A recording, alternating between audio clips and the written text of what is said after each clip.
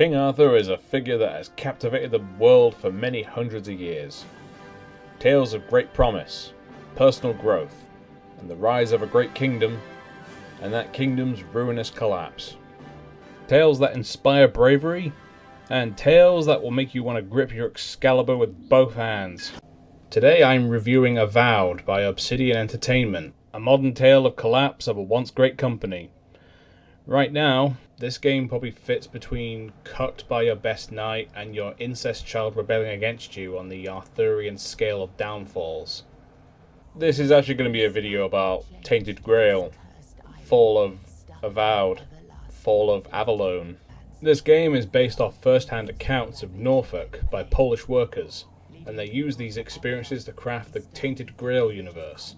The background of this universe: King Arthur has been dead for 600 years, and the land of Avalon has fallen to the weirdness. A supernatural force that manifests as something called the Red Death, which I can only imagine is the temperature going up above 20 degrees Celsius in the UK. The series started live as a board game called Tainted Grail Fall of Avalon, and this game seems to follow virtually the same story. There was then a board game called Kings of Ruin, before eventually releasing a game called Tainted Grail Conquest, which is a desktop RPG with a card game mechanic. Fall of Avalon is kind of like Oblivion if instead of Todd watching The Lord of the Rings before development, he'd watched Hellraiser. This game is Polish Skyrim. You are the Pendragonborn, and instead of the 100 or so souls of dragons that constantly harass you, you get about a dozen memory shards. You can find these from the main quest, or from an out-of-the-way side quest line that gives you more to upgrade your King's Shout. Oh, and the lockpicking mechanic is also the same. The character creator is pretty basic, and consists of picking a selection of preset face types, hair, and face details. I made Poland's strongest warrior. But this is not really important, as the only time you see your character anyway is in the equip menu, as the game is meant to be played in first person.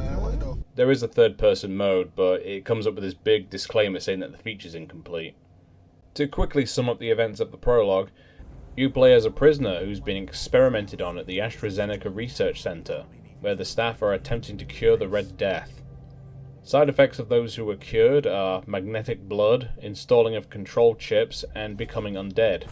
You're freed by a man called Caradoc, and you proceed to escape the dungeon. You end up in a dream world and meet and free a spirit who remembers that he's in fact King Arthur.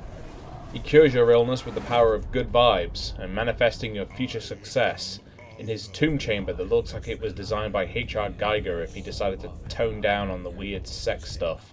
Caradoc rewards you by attempting to murder you, as apparently Return of the King is his least favourite of the Lord of the Rings films, as he then tries to refer Arthur to Canadian healthcare.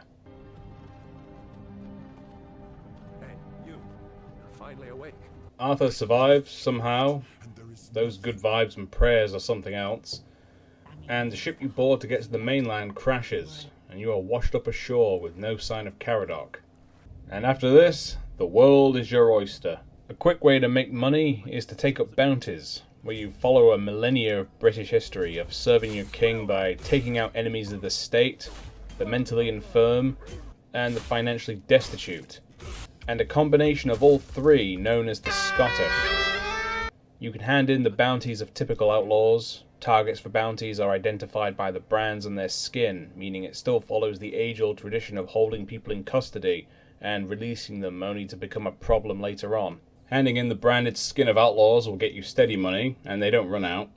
Or you can take on bandit leaders whose contracts are on the bulletin board. Kill them and take their heads for a larger one-time payout. Let's talk about the combat for a bit. Archery is fine. Your arrows can run pretty low early game, as they can break often after hitting people. Magic has some pretty cool spells. You can shoot fireballs, suck people off, and summon wolves to fight for you. Mana regenerates pretty quickly, which makes it a more viable way to play. But the best build by far, and my personal favourite, is to dual wield two one-handed weapons and kill everything with no regard for your own safety. Because the enemy can't swing at you if they're already dead. Heavy attacks will almost one-shot most standard enemies, and after a few level ups it will just completely flatten them. The more you level up, the funnier it gets. In the second area of the game, you can gain access to the Red Death skill tree from a side quest. Max it out straight away and you are basically a god. Nothing can stand in your way. No, but seriously, this skill tree is overpowered as hell and it's quite easy to miss it entirely. There are numerous factions you can join with their own quest lines. The Children of Morrigan are a group of weirdos obsessed with birds, and on one mission for them you get sent to assess a new recruit's loyalty and his capabilities. He then shows himself to be a soft loudmouth and a liability. If you show mercy on him and tell him to leave, he exposes that you are actually the one being assessed and that you failed.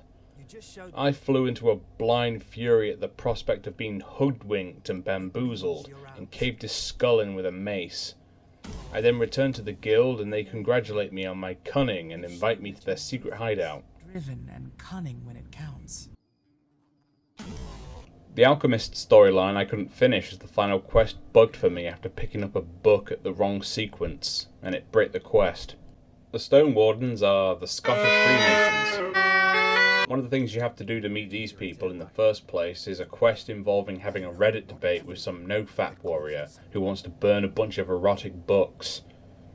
I found the Stone Wardens, but the books did not survive. Oh, no. This is a bit unrelated, but there's a quest where you actually have to read a book and then answer the questions correctly. Who do these people think I am? There is a faction where you get to marry a bee and turn the whole island into a hive of bugmen. It was a bold strategy to offer some bee hind as an incentive to join. However, there are two choices with this faction. The first choice is to give her the ethereal cobwebs that she requests. At first she wants 50 of them, but then this increases to 1,000, leaving you grinding for hours. Or, option 2, set her and all of her tedious ambitions on fire. I picked number 2, by the way. No queen is worth all that. I'm in my soft guy era. Drizzle drizzle, kings. The last faction are the Royal Cartographers. The only member is a woman with running mascara that can make any brother act unwise.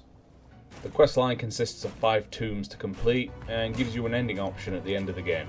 There's a skill especially for cooking in this game. You have to find the recipes to make these, or you can throw random things together to make something. But you can cook almost anything. Absolutely anything. Apple croquets, tramp's toll, Benadryl, egg pudding, bread cylinders. You name it. Lettuce rolls, cream of potato, Cajun crispy lobster, gridless waffles, mum's spaghetti. It's up to you. 3-bird soup, grandma's what? Mystery meat, 20 cheese omelette. Anything goes. The game has its fair share of jank. NPCs sometimes walk into the floor, disappear, and people can walk into you when in dialogue. Now, the audio is not consistent at all. Some characters are so quiet you can barely hear them, But the lessons with you are just too short. and other characters will blow your eardrums out. Good to see you. And some characters are so quiet that they're actually completely silent, as they don't seem to have any audio files. It's still very rough around the edges, though it's still having new content updated, so maybe most of these gripes will be resolved. Good old-fashioned Polish engineering will prevail.